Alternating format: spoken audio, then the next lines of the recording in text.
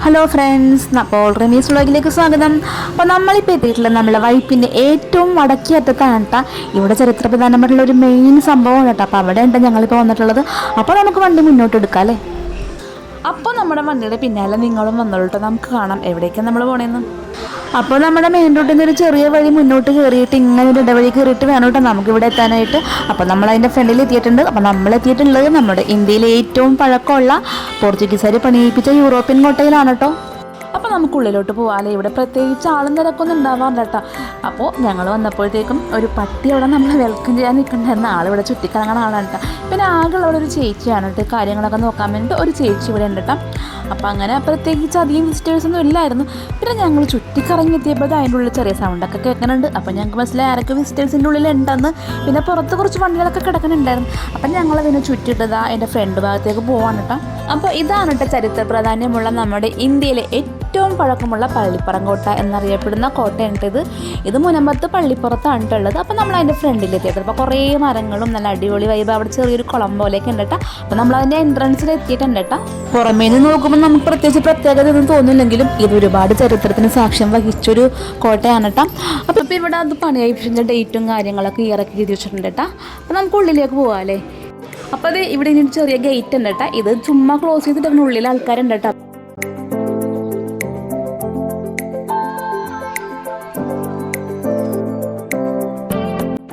അങ്ങനെ ഞങ്ങൾ അകത്തേക്ക് കയറുന്നതിന് മുമ്പായിട്ട് ഇവിടെ പുറത്ത് മുറ്റത്ത് തന്നെ കുറച്ച് നേരം നടന്നിട്ടാ. അടിപൊളി കുറേ വലിയ വലിയ മരങ്ങളും നല്ല തണൽ മരങ്ങളാക്കിയിട്ട് അടിപൊളിയാണ് ഇവിടുത്തെ വൈബ്.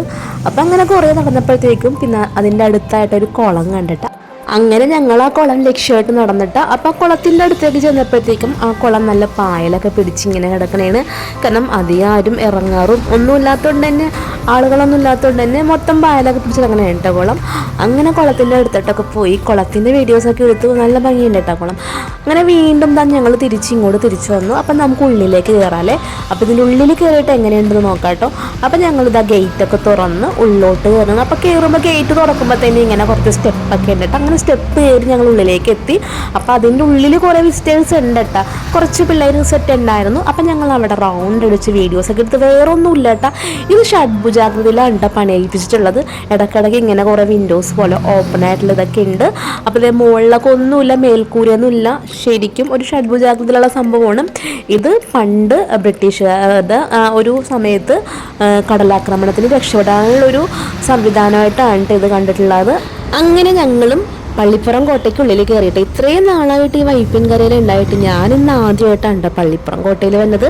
പറഞ്ഞു കേട്ടിട്ടുണ്ടെങ്കിലും അങ്ങനെ വന്നിട്ടില്ല കേട്ടോ ഇതുവരെ. അങ്ങനെ ഇന്ന് അങ്ങനെ വന്നതാണ്. അപ്പോൾ അത് ഇതിൻ്റെ താഴെയുള്ള അറയിൽ പണ്ട് കാലത്ത് വെടിമരുന്നൊക്കെ സൂക്ഷിച്ചുകൊണ്ടിരുന്നതെന്നാണ് കേട്ടോ പറയുന്നത്.